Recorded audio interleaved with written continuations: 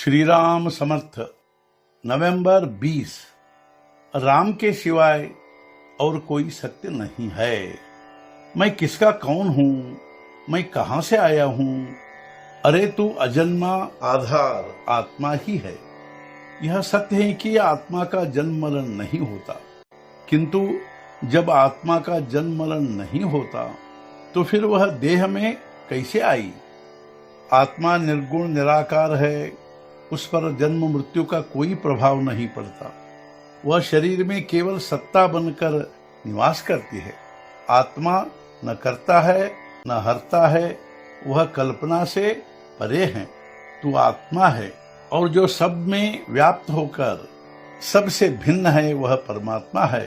सारे ग्रंथों का सार, साधु संतों के विचार केवल परमात्मा ही है और उसे ही सत्य समझो। राम के सिवाय और कोई सत्य नहीं है। श्रुति स्मृति भी यही कहते हैं। छोटे बड़े सभी यह जानते हैं कि राम की सत्ता के बिना पत्ता भी नहीं हिलता। श्री राम रूप ब्रह्म स्वरूप निर्गुण सगुण सुंदर है, उसे मेरे अनंत प्रणाम है। इसे सत्य जानो कि राम के सिवाय और कोई सत्य इस संसार में नहीं है।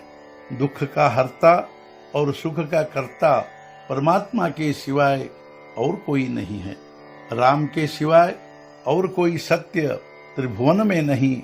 मैं आपको त्रिवार कहता हूँ, आज तक जो भी किया वह सब भगवान के चिंतन से दूर रहा। जब यह निश्चय हो जाएगा कि विषय मेरी हत्या कर रहे हैं, तब मुझे ज्ञान होगा और तब सब विषय दूर होंगे। सभी कुछ जैसे चलते आया है वैसे चलता रहे, लेकिन मन राम में लगाए। वैभव संपत्ति और हम चाहते हैं वैसी स्थिति यह कोई भगवान की कृपा की निशानी नहीं है। राम पर पूरा विश्वास रखकर कभी उदास नहीं होना चाहिए। निस्वार्थ प्रेम ही भगवान की निशानी है। सूर्य में जैसे अंधेरा नहीं होता, वैसे परमात्मा में असत्य अन्याय नहीं होता। परमात्मा न्याय रूप है, यानी परमात्मा सत्य है। राम के बिना सत्यत्व के लिए कुछ बचा ही नहीं है। मतलब राम ही त्रिवार सत्य है, जो हमसे पहले आया, हमारे साथ रहा और हमारे बाद भी रहा है। उसका सज्जन लोग संग करते हैं। हमें जन्म से पहले राम का आधार मिला था, किंतु हमारे अहम भाव के कारण वह हमें छोड़ गया। सारी स्थिति और लय के कर्ता एक प्रभु राम ही मेरे त्राता है।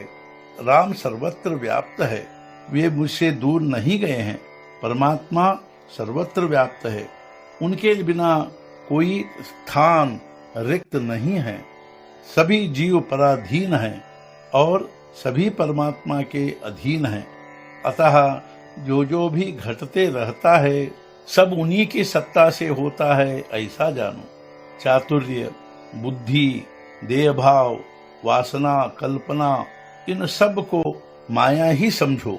माया बड़ी चालाक है, उसने बहुतों को बहुत परेशान किया है, कष्ट भोगने के लिए बाध्य किया है। प्रमुख बात तो यह है कि देह बुद्धि अविद्यात्मक है और अविद्या बहुत शक्तिवान है, इसलिए वह आत्मदर्शन नहीं होने देती। अतः जो भी दृश्य है वह सब नश्वर है। यह मर्म ध्यान में धारण कर सज्जन लोग संसार में बरतते हैं। आज का मुख्य विचार, संसार की उत्पत्ति, स्थिति और लय सब परमात्मा के हाथ में है। अतः हमें कभी खेद नहीं करना चाहिए। सद्गुरुनाथ महाराज की जय। जय जय रघुवीर समर्थ।